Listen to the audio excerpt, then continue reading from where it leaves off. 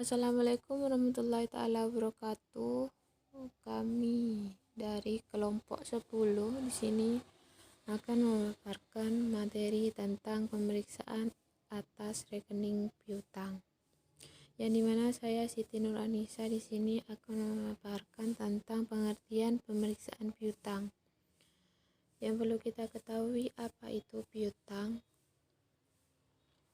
Istilah ini sering kita dengar sehari-hari. Sebagian orang bahkan sering mengaburkan istilah satu ini dengan hutang. Padahal keduanya memiliki pengertian yang jauh berbeda, bahkan bertolak belakang. Sederhananya, piutang ini adalah salah satu jenis transaksi akuntansi yang mengurusi penagihan konsumen yang berhutang pada seseorang atau pada suatu perusahaan, suatu organisasi untuk barang dan layanan yang telah diberikan pada konsumen tersebut. Pada sebagian besar entitas bisnis, hal ini biasanya dilakukan dengan membuat tagihan dan mengirimkan tagihan tersebut kepada konsumen yang akan dibayar dalam suatu tenggat waktu yang disebut termin kredit atau pembayaran.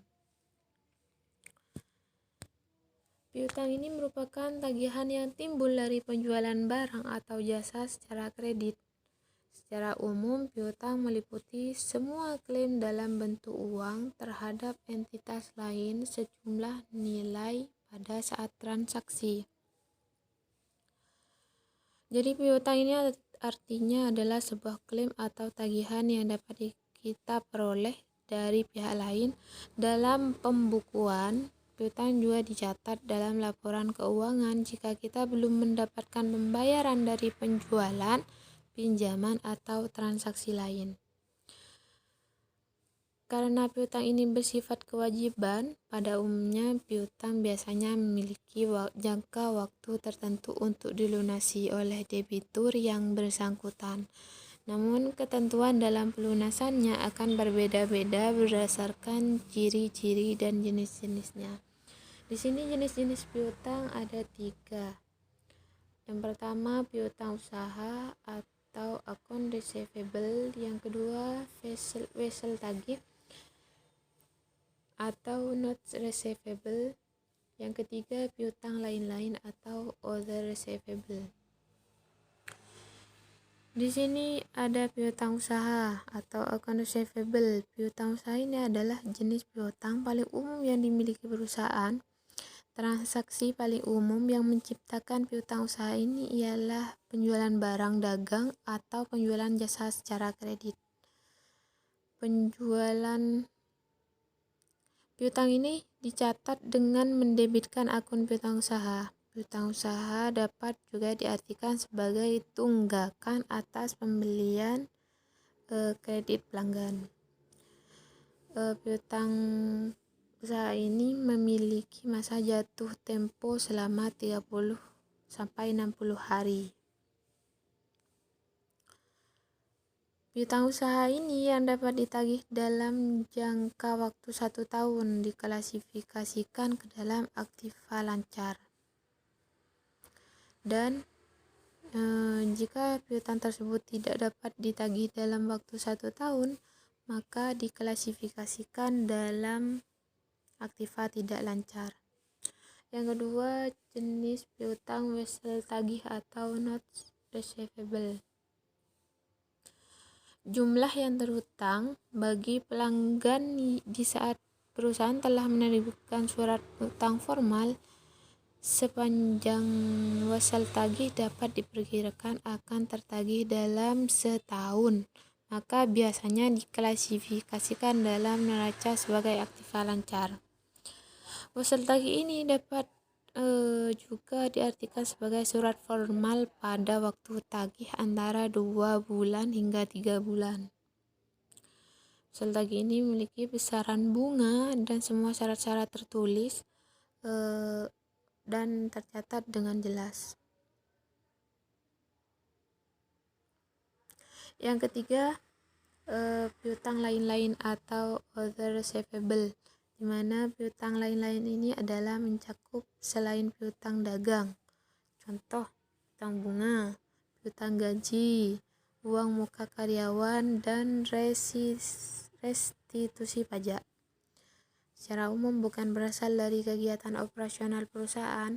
Oleh karena itu, piutang ini diklasifikasikan dan dilaporkan pada pembagian yang secara terpisah di neraca.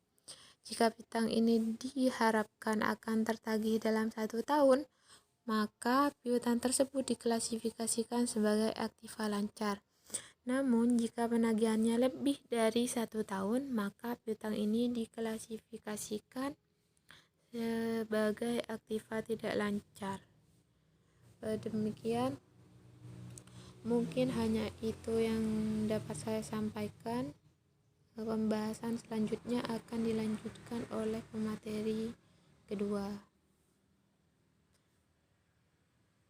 Bismillahirrahmanirrahim. Nama saya Muhammad Rifin Roziki dari kelompok 10. Saya akan melanjutkan pembahasan dari materi pertama, yaitu poin kedua, sifat dan contoh piutang. Standar akuntansi mengkategorikan piutang itu menjadi 2 bagian, yaitu yang pertama piutang usaha dan yang kedua itu piutang lain-lain. Piutang usaha ialah yang berasal dari penjualan barang ataupun jasa. Sementara piutang lain-lain ialah yang di luar perusahaan. Contoh dari perkiraan yang biasa digunakan sebagai piutang antara lain, yang pertama itu piutang usaha, kedua wesel tagih, ketiga piutang pegawai, 4 piutang bunga, 5 uang muka, 6 refundable deposit ataupun uang jaminan, yang ketujuh piutang lain-lain, dan yang terakhir itu forward rebates atau penyisihan piutang tak tertagih. Perkiraan piutang pemegang saham dan piutang perusahaan afiliasi harus dilaporkan tersendiri. Artinya tidak digabung dengan perkiraan piutang karena sifatnya yang berbeda. Dan juga piutang dinyatakan sejumlah tagihan dikurangi dengan taksiran jumlah yang tidak dapat ditagih. Jumlah kotor piutang harus tetap disajikan pada neraca, diikuti dengan penyisihan untuk piutang yang tidak dapat ditagih. Di situ dijelaskan bahwasannya jumlah kotor piutang harus tetap disajikan pada neraca, diikuti dengan penyisihan untuk piutang dan yang tidak dapat ditagih. Mungkin hanya itu dari saya. Sekian. Assalamualaikum warahmatullahi wabarakatuh. Assalamualaikum warahmatullahi wabarakatuh. Saya Alivia Misda Salwa sebagai pemateri 3 akan melanjutkan pada poin yang ketiga, yaitu tujuan pemeriksaan piutang. Ada beberapa tujuan pemeriksaan piutang. Yang pertama yaitu untuk mengetahui apakah terdapat pengendalian internal kontrol yang baik atas piutang dan transaksi penjualan, piutang dan penerimaan kas, di mana ada beberapa kriteria ciri internal kontrol yang baik atas piutang. Yang pertama yaitu adanya pemisahan tugas dan tanggung jawab antara melakukan penjualan, mengirimkan barang, melakukan penagihan, memberikan otoritas atau penjualan kredit, dan juga dalam membuat manufaktur penjualan dan melakukan pencatatan. Ada pemisahan di dalam melakukan segala kegiatan tersebut. Dan juga diadakan subbuju besar piutang atau kartu piutang untuk masing-masing pelanggan yang selalu mengupdate. Lalu yang selanjutnya, setiap akhir bulan itu dibuatkan aging schedule piutang. Dan setiap akhir bulan juga dijumlah saldo piutang dari masing-masing pelanggan, serta ada beberapa kriteria yang lain lagi seperti pada setiap akhir bulan itu dikirim monthly statement kepada masing-masing pelanggan. Dan setiap pinjaman yang diberikan kepada pegawai, direksi, pemegang saham dan perusahaan itu harus disertai oleh bukti yang lengkap dan dijelaskan apakah dikenakan bunga atau tidak. Itu merupakan beberapa ciri internal kontrol yang baik atas piutang. Lalu tujuan pemeriksaan piutang yang kedua yaitu untuk memeriksa apakah transaksi yang menyangkut penjualan, piutang, dan penerimaan kas. Di situ maksudnya dalam pemeriksaan piutang ini harus diperiksa atau harus dilihat apakah semuanya sudah dicatat secara akurat dan piutang atau transaksi yang terjadi itu harus benar-benar terjadi, tidak ada yang fiktif, serta dicatat juga pada periode yang tepat. Lalu tujuan pemeriksaan yang ketiga yaitu untuk memeriksa validity dan authenticity.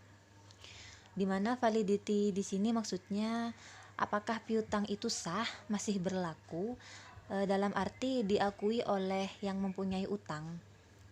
Lalu authenticity di sini maksudnya apakah piutang itu didukung oleh bukti-bukti yang otentik seperti sales order atau delivery order yang menandatangani yang sudah ditandatangani oleh pelanggan sebagai bukti bahwa pelanggan itu telah menerima barang yang dipesan. Lalu tujuan pemeriksaan piutang yang keempat yaitu untuk memeriksa collectibility atau kemungkinan tertagihnya piutang dan cukup tidaknya perkiraan allowance for bad debts atau penyisihan piutang tak tertagih. Collectibility di sini maksudnya kemungkinan tertagihnya piutang, di mana piutang itu harus disajikan di dalam posisi keuangan atau neraca sebesar jumlah yang diperkirakan bisa untuk ditagih. Jika allowance-nya terlalu tinggi, piutang yang disajikan terlalu kecil, biayanya terlalu besar, dan laba yang terlalu kecil, maka sebaliknya jika allowance-nya terlalu kecil, piutangnya itu disajikan overstate, biaya understate, dan labanya juga overstate. Jadi berbanding terbalik. Untuk tujuan pemeriksaan akuntansi yang kelima yaitu untuk mengetahui apakah ada kewajiban bersyarat yang timbul karena perdiskontoan wesel tagih. Jika perusahaan mempunyai wesel tagih yang didiskontokan ke bank sebelum tanggal jatuh temponya, di situ maka pada tanggal laporan posisi keuangan harus diungkapkan adanya contingent liability yang berasal dari perdiskontoan wesel tersebut. Lalu tujuan yang keenam yaitu untuk mengetahui apakah piutang yang tercantum dalam mata uang asing itu sudah dikonversi ke dalam rupiah dengan menggunakan kurs rupiah dari Bank Indonesia pada tanggal neraca. Dan tujuan pemeriksaan piutang yang terakhir yaitu untuk memeriksa apakah penyajian piutang di neraca itu sesuai dengan standar akuntansi yang berlaku umum di Indonesia atau sesuai dengan standar akuntansi keuangan. Sekian dari saya, akan dilanjutkan oleh presentator yang selanjutnya. Assalamualaikum warahmatullahi wabarakatuh. Nama saya Zera Sarani Putri, NIM 18383022201. Nah, hari ini saya akan membahas mengenai materi terakhir yaitu prosedur pemeriksaan piutang. Sukrisno Agus itu menyarankan bahwasannya prosedur pemeriksaan piutang itu harus melalui beberapa tahap. Yang pertama, pelajari dan evaluasi internal kontrol atas piutang dan transaksi penjualan, piutang, dan penerimaan. Yang kedua, buat top schedule dan supporting schedule piutang per tanggal neraca. Yang ketiga, minta ending schedule dari piutang usaha per tanggal neraca yang antara lain menunjukkan nama pelanggan atau customer, saldo piutang, umur piutang, dan kalau bisa subsequent collection-nya.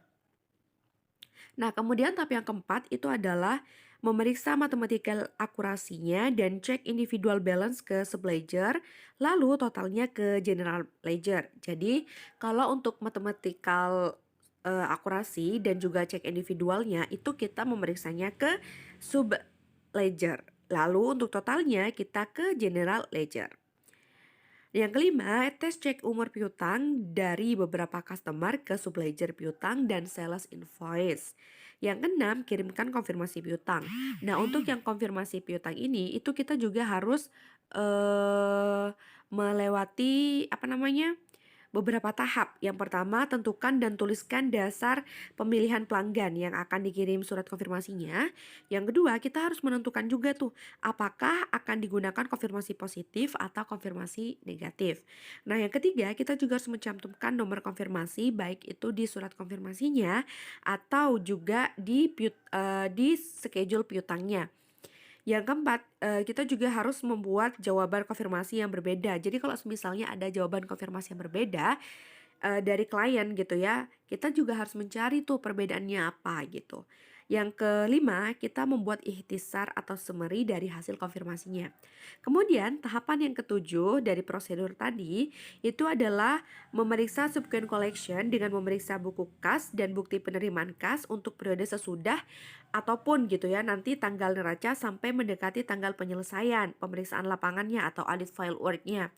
Nah, kita juga harus memperhatikan nih, apakah yang dicatat sebagai subsequent collection-nya itu hanyalah yang berhubungan dengan penjualan dan dari periode yang sedang diperiksa gitu ya teman-teman ya. Nah, yang kedelapan, kita juga harus memeriksa apakah ada wesel tagih atau notes receivable yang didiskontokan untuk mengetahui kemungkinan adanya contingent liability. Yang kesembilan, kita juga harus memeriksa dasar penentuan allowance for bad debts dan periksa apakah jumlah yang disediakan oleh klien sudah cukup, artinya tidak lebih dan juga tidak kecil gitu. Yang ke-10, tes sales cut off dengan jalan memeriksa sales invoice, kredit, note, dan lain-lain. Ini lebih kurangnya 2 minggu sebelum dan sesudah tanggal neraca, teman-teman. Jadi kita harus memeriksa apakah barang-barang yang dijual melalui invoice sales sebelum tanggal neraca sudah dikirim per tanggal neracanya atau belum. Kalau belum, kita harus cari tahu alasannya itu apa. Nah, periksa juga apakah ada faktur penjualan dari tahun yang diperiksa, kemudian yang dibatalkan dalam periode berikutnya. Nah, tahap yang ke-11, kita juga harus memeriksa notulen rapat, surat-surat perjanjian, jawaban konfirmasi bank, dan correspondence file untuk mengetahui apakah ada piutang yang dijadikan sebagai pinjaman gitu. Nah, tahap yang ke-12 itu kita harus memeriksa apakah penyajian piutang kita sudah sesuai belum dengan prinsip akuntansi yang berlaku di Indonesia atau SAK-nya. Nah, yang ke-13 atau tahap terakhir yaitu adalah kita membuat kesimpulan gitu ya mengenai kewajaran saldo piutang yang diperiksa tadi. Nah, sekian dari saya. Wassalamualaikum warahmatullahi wabarakatuh.